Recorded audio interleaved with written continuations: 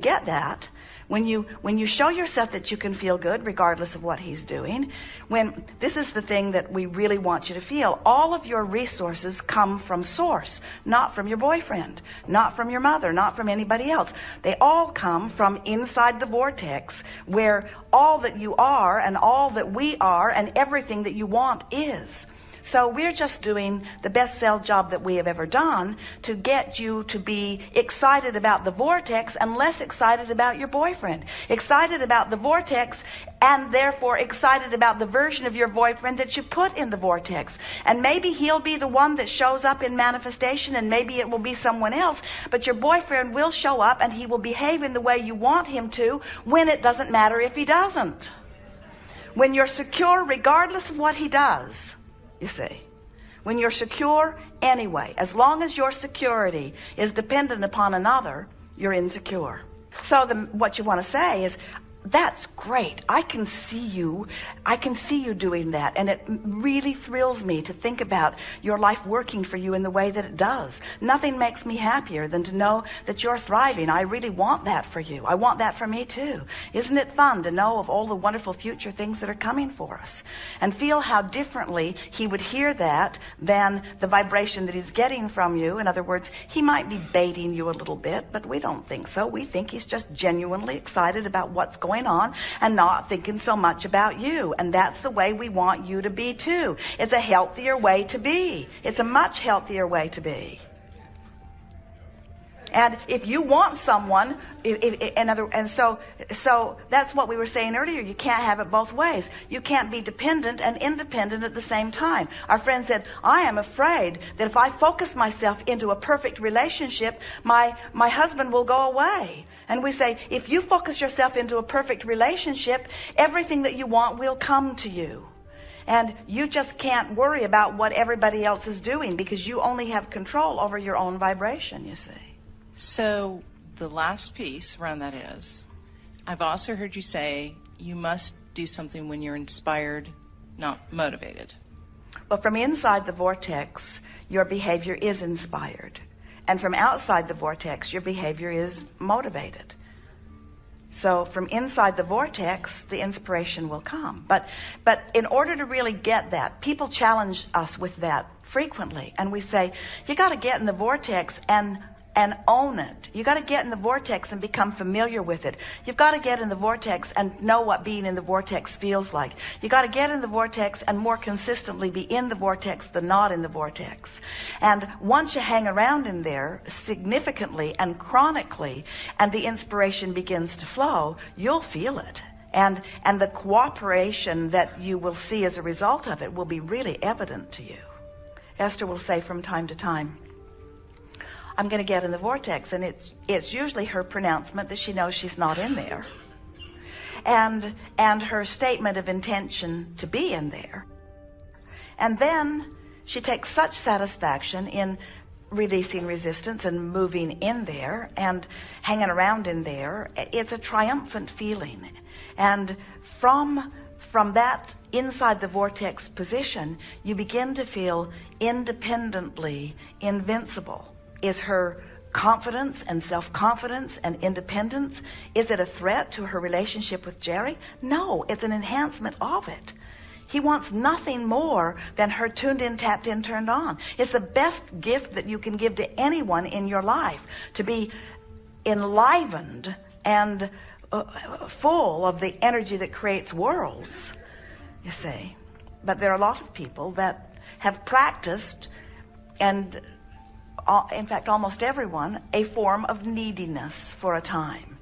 You just, it's the thing that bothers you the most, that you're not upset that he has plans that may or may not include you. That's not what's upsetting you. What's upsetting you is you're not in your vortex and it doesn't feel good. Right. Something that he That's said, right. something that he That's said. right. And so think about it. So he said something that amplified your misunderstanding that your good flows through him. And since in that moment there was no indication that it was flowing, you felt insecure. If you had been chronically in your vortex, worse. It wouldn't have made you feel insecure. You'd have said, good for you.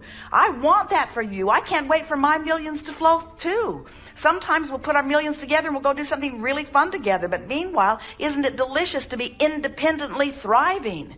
Nothing is more incredibly wonderful than two clear-minded people coming together and having a clear-minded conversation. Much better than somebody being clear and somebody being confused, and the confused one depending on the clear one for clarity. Nothing is more delicious than two really powerful, thriving people coming together in any co-creation. That's so much more exhilarating than one needing the other. So Esther saw something on television the other day. It was the old relationship mantra that said, do opposites attract? And she yelled, hell no. That's old school. In other words, we need balance. I'll be needy and you be a giver. I'll be a taker and you be a giver, and then we'll get along well. And Esther said, not. That's vibrational discord. There's no harmony in that. In other words, nothing is more exhilarating than two aligned people coming together and co-creating. And nothing is more miserable than two not aligned people coming together and co-creating. And it's almost as bad if one is and one isn't, you see. Except if you're the one who is, you don't notice the one who isn't. That's key. So if I'm in my vortex and I'm feeling good no matter what the hell happens anywhere else in the world, those who aren't a match will fall away? They will fall away, but or can they I will push them away? But why? When you're in the vortex, you see, You're inspired. when you're in the vortex, you don't care. When you're in the vortex, you're not judging. When you're in the vortex, you're seeing them through the eyes of Source. When you're in the vortex, you're extracting the value from the relationship. When you're in the vortex, you appreciate what they inspire within you, you see. It's only out of the vortex that you feel dependent. We can't just get hooked into the vortex so we don't pop out? You can, but then you'll be dead like us. Which just means you'll have no resistant vibration, so it's easy to stay here. But you'll be right back, because the fun is in the sifting and in the asking and in the aligning. You see, you make it sound like a struggle. And this last comment that you made, the last comment that you made is sort of representative of what you're feeling and what we are amplifying back to you. And that is that I'm not in the vortex and I want to be is a very different vantage point than I am in the vortex and I can maintain it.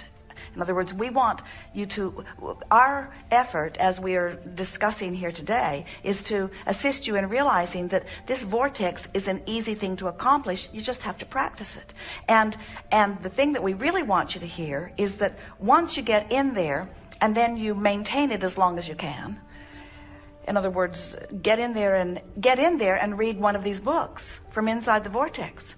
Get in there and look through a deck of cards from inside the vortex, so that you practice the vibration of alignment from inside the vortex. It will give you much greater stability inside the vortex. So as you do that, then when you pop out, it doesn't freak you out, because you know how to get right back in. In other words, that trust that you were talking about is trust in yourself to focus, really. That's all that it is.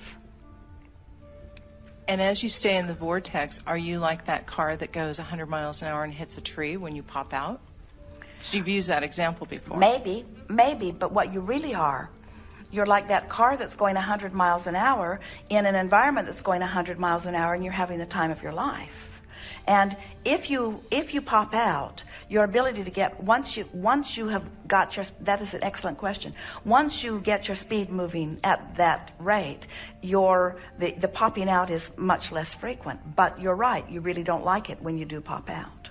No, a year ago I popped out, I hit a tree, a hard tree. Well, and that's an out of the vortex focus wheel that you're doing. In other words, we hear the struggle that you feel in all of this. We're just wanting you to trust us when we say, as you get in there and stay in there, it's easier to get in there and stay in there.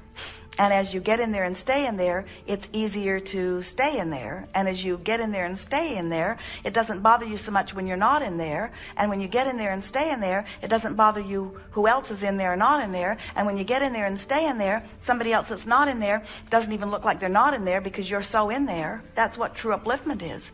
In other words, you're taking back your own power.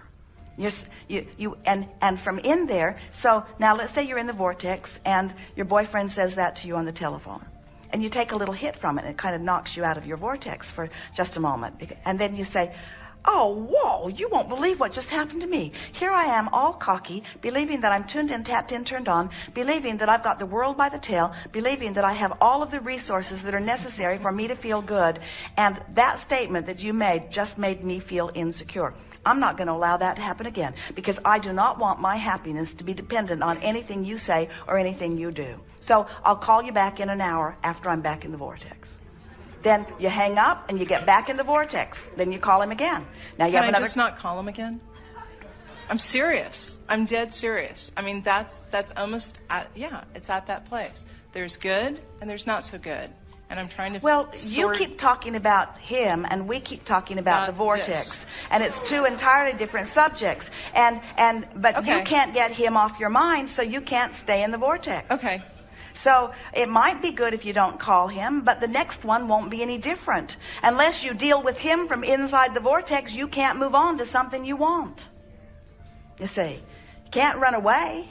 You got to find security. You've got to find your own stability, and you have to show it to yourself. That's it. We've been saying to a lot of people, you're looking for love in all the wrong places. And we'll say to you, you're looking for security in all the wrong places. You're looking for millions of dollars in all the wrong places. You're looking for your own boat in all the wrong places. In other words, and doesn't it just irritate the life out of you when you thought that was the avenue through which it will flow, and it doesn't seem to be forthcoming? And we say, when you discover that you don't need that avenue, that you've got this avenue, and that it's only about you lining up with you, you come to trust yourself, come to trust your vibration, then others behave. Because the universe won't match you up with those that don't match who you are. You know what's really irritating you? You're getting who you vibrationally deserve, and you don't like it.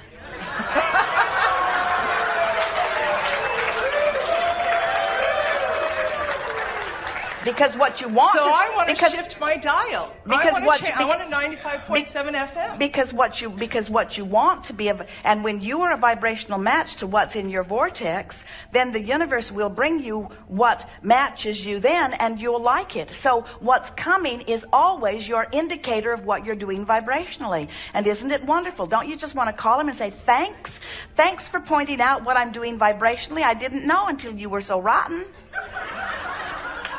I thought I was tuned into the best until you became the worst, and now I realize I'm tuned into the worst. I got some work to do. Don't call me. But don't make it about him. Make it about you. Showing it to yourself, you'll naturally see it in the vortex. When you The get security piece. when you get in there and feel it, all the indicators will confirm it. And when they pop up, this is a really strange question, but I've always said, when I manifest and I'm there, my life up until a year ago, the yellow, the highlighted path was like bright yellow. And then sometimes they're not bright yellow, sometimes they're dimly yellow. But when you're in the vortex, is it always bright, always undeniable, always sure? You say, I don't care what you think, this is what I'm doing. You just know it. You're great. We agree. You're awesome. You are as well. And when I talk to you, we have our own Abraham. So when I'm on the plane and I'm going in my meditation, I'm saying Abraham, it's all the same, yes? When you are in your vortex, you have access to the same infinite intelligence that we have and that we are, yes. In other words, the separation, no one needs Esther in this format. And really, when you think about it, if you're out of the vortex and Esther is expressing in a way that you can hear it with your physical ears what we know, you still don't hear it. In other words, you got to be in the vicinity for anything we say to make sense even through your ears. And when you're in the vortex, you don't need Esther. Because we can hear it. Because you're where your solutions are. You're where your answers are. Life is showing it to you. Words don't teach. The best we can do here with words is confirm what you already know, or aggravate you when you're in a place of not knowing.